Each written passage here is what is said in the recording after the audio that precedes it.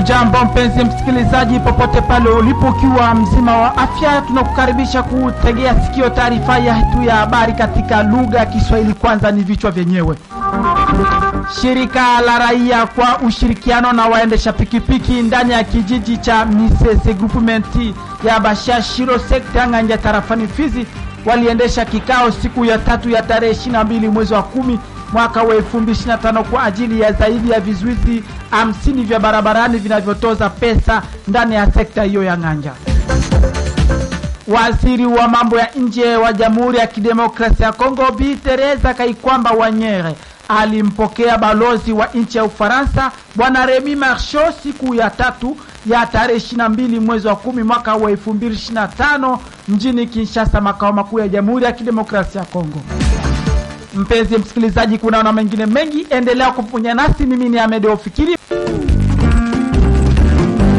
Tukianza habari yetu kamili na habari kutoka hapa mjini Baraka, ambako kutokana na milio ya risasi inayosikika baadhi ya siku inayoleta hofu kwa raia wa mji wa Baraka, uongozi wa batayoni ya 3 ya SNPCC ndani ya mji wa Baraka imetoa wito kwa wazalendo wote kuwa na moyo wa kulinda na kuhakikisha usalama wa raia kama vile jukumu lao la kwanza. Katika mazungumzo yake ya kiongozi huyo wa batayoni ya 3 ya SNPCC Bwana Chalumba Leonare naye mwenzetu Ngena Saido Gisle siku ya 3 ya tarehe 22 mwezi wa 10 mwaka wa 2025, kiongozi huyo ameomba kwa wazalendo kuepuka hali ya kukosesha raia usalama. Pia ameomba kwa raia wote kuwa kimya japo kuwa madhaifu madogo yanayoendelea kuonekana kwa baadhi ya wazalendo.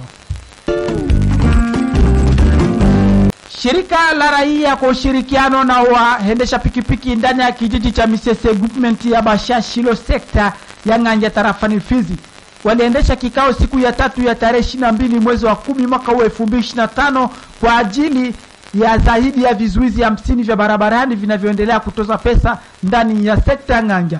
Malalamiko yao yalipelekwa kwa viongozi wa jimbo wa FARDC na wa wazalendo ili kuangalia namna gani wanaweza kuondoa vizuizi hivyo barabarani. Daudi Kashindi ni kiongozi wa NDC ndani ya sekta ya Nganja tarafani Fizi. Huyu hapa anaeleza afuatayo. Tunaweza kusanyika leo na watembeza pikipiki wote araporo na pointi mbili ambao zinakwenda kusumbua watu zaidi, surtout augmentation ya mabariere yenye iko erige na wazalendo msekta ya Nganja na mabariere aussi ya FARDC yenye ilikuwa cité ikiwe mondani motoso ya surtout sana mu village ya Nyange. Ili surtout tunaona kama inaleta aussi trakaseri na gisi nakuna kusumbua wananchi. Tuna alerte mbele ya wakati kuambia kama paske pour le moment tuna kwenda kuidentifie ma barriere msekter seneke ya Nganja muko plus ya 50 barriere ambayo inasumbua wananchi mwai wakati nituko mwayo. Wazalendo ni watoto wetu ambao wanatuchunga siku saa vile mchana, na mabariere usinaleta sécurité mkadri ya population. Tungeweza kuambia gavana wa nchi aweze kuita makoordination ya wazalendo ili waweze kuchambua ili swala avant que si tuyakamata mameziri ama maaction citoyenne ya kuwa lance ya feu rouge. Ni reclamation ambayo inatoka communauté, wazalendo waende kutusikia, gouvernement provincial tusikie, na wengine makarifuru za wapeseri ziweze kuweza kuondelewa. Viongozi wapya wa jimbo la kijeshi la 33 na wa operation Sokola D kusini mwa jimbo la Kivu Kusini waliwasili mjini Uvira, makao makuu kwa muda ya jimbo la Kivu Kusini siku ya 3 ya tarehe 22 mwezi wa 10 mwaka wa 2025. Miongoni mwa viongozi hao mnapatikana Generali Ilunga Kabamba Jean-Jacques ambaye alichukua nafasi yake Generali Mwakumbu Mbulu Jean Daniel aliyefariki kwa maradhi, na Generali Amuri Chiviri amemgomboa Generali Mweulumbu Evariste kwa uongozi wa operation ya Sokola de kusini mwa jimbo la Kivu Kusini. Hali ya usalama ndani ya mji wa Uvira imekuwa tete kutokana na mauaji ya kuvizia yanayofanywa mara kwa mara. Tukio la hivi karibuni ni la mama mmoja kupoteza maisha baada ya kufyatuliwa risasi na watu wasiojulikana usiku wa siku ya pili ya tarehe 21 mwezi wa 10 mwaka wa 2025 ndani ya kata la Kalundu hapo mjini Uvira.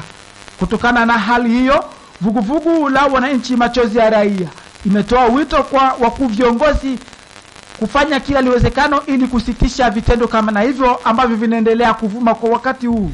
Emmanuel Abedi Pascale, huyu hapa ni kiongozi wa vuguvugu hilo la wananchi machozi ya raia ndani ya mji wa Uvira, anaeleza afuatayo. Hali ya usalama inaendelea kuzorota katika mji wa Uvira. Avenue Rugenge, mama mmoja ameuawa na watu wasiojulikana aitwaye kwa jina la Katarina na Biumbi, mama wa watoto 11, na waliompiga masasi mpaka sasa wajulikane nafasi ambao wamepotelea. Tunaendelea kulaani kitendo hicho ambacho sio kia utu, kitendo kibaya sana ambavyo kihusu na sheria.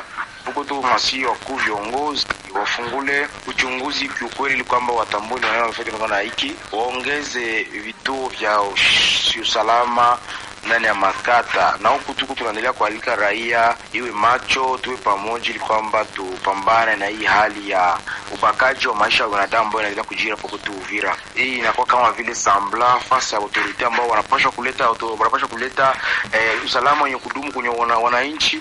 Malheureusement inaonekana kuwa sasa vile inefficace. Ndio kwa maana mambo yetu tulisema kwamba mambo ya patrouille duria ambao à l'instant même tunaona kama vile haiko ndio vraie solution, parce que inawezekana patrouille kunafanyikana madrame za matori cible zinaendelea kujiri hapa kwetu Uvira, na ile inaendelea kukosesha watu wengi usalama. Watu wengi wanakiona ile hali ya kuzoroteka kwenye kichwa, hawajui wakimbilie wapi. Ndio tulisema kwamba serikali iko pale kwa ajili ya raia na raia iko pale kwa ajili ya serikali, na serikali inapaswa kutupatia usalama wenye kudumu. Bila vile kabisa hatujui tutakimbilia wapi. Shirika la raia tawi la Manispa Bulengera mjini Butembo kwa jimboni Kivu Kaskazini linashukuru kwa hatua ya mtoto mdogo mwenye umri wa wiki 2 aliyetupwa na mama yake mzazi mnamo tarehe 14 mwezi wa 10 mwaka wa 2025 kupata mara tena wazazi wake baada ya kulelewa siku kadhaa kwenye kituo cha kuhifadhi mayatima. Baada ya uchunguzi uliofanywa na wadadisi, mama wa mtoto huyo alibainika kuwa ni kichaa, na kwa fursa hiyo shirika la raia la mahali linaomba kwa familia zote ambazo zinakuwa na wanamemba wenye kuwa na ugonjwa wa kichwa kuwalinda vema. John Kameta Paluku, huyu hapa ni mwenyekiti wa shirika la raia katika eneo hilo, alikuwa na haya ya kueleza.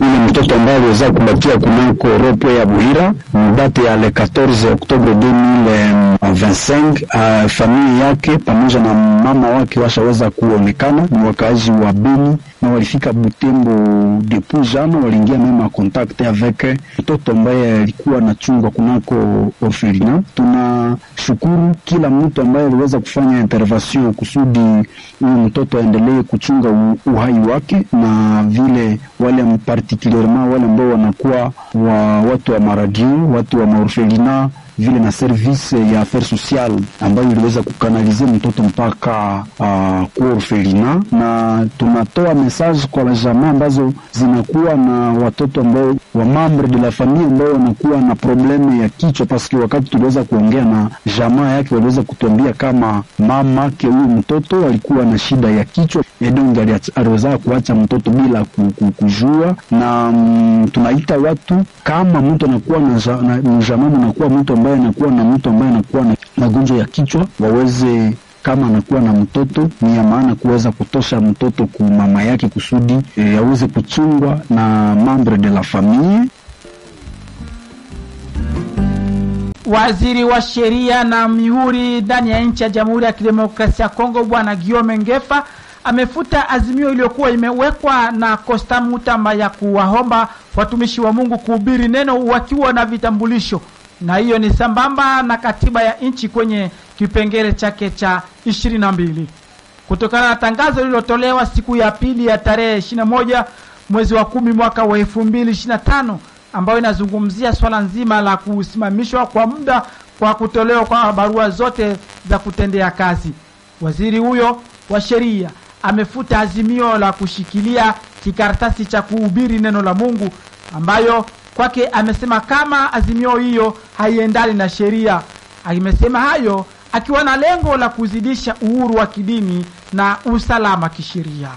Tusalie tu ndani ya mji wa Kinshasa na habari isemao kwamba waziri wa mambo ya nje wa Jamhuri ya Kidemokrasia ya Kongo Bi Teresa Kaikwamba Wanyere alipokea balozi wa nchi ya Ufaransa bwana Remy Marchot siku ya 3 ya tarehe 22 mwezi wa 10 mwaka wa 2025 mjini Kinshasa, makao makuu ya Jamhuri ya Kidemokrasia ya Kongo. Kulingana na akaunti X ya wizara hiyo ni kwamba viongozi hao wawili walizungumzia kuhusu mkutano wa Paris amani na ustawi utakaofanyika katika eneo la ukanda wa maziwa makuu utakaofanyika tarehe 30 mwezi wa 10 mwaka wa 2025 kwa lengo la kuamrisha mshikamano wa kikanda na udhibiti wa kudumu.